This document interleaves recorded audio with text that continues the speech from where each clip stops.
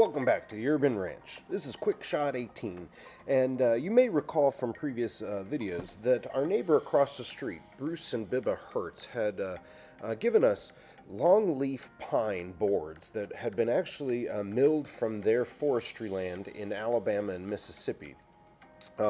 They had used this as flooring in their home across the street from us, but it is such great 3/4 inch quality solid wood material.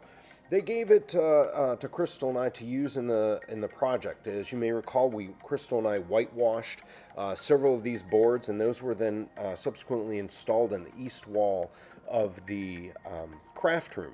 We also used some of those whitewashed boards to line the walls of the bathroom in the basement, which is actually for Whitney, for our dog.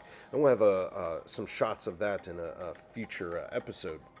But what you can see here today is we've utilized the remaining portion of that wood to actually to use as the walls in the garage. You can see, as is typical of our projects, we've spray foam insulated the entire structure.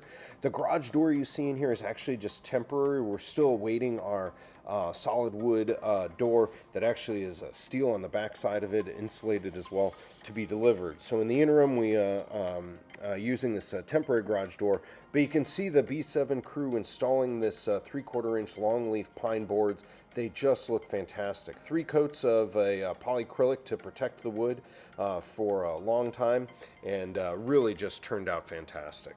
So again, just another shot of what's going on in the Urban Ranch version 2.0. Hope you're enjoying the videos. Stay tuned, as more to come.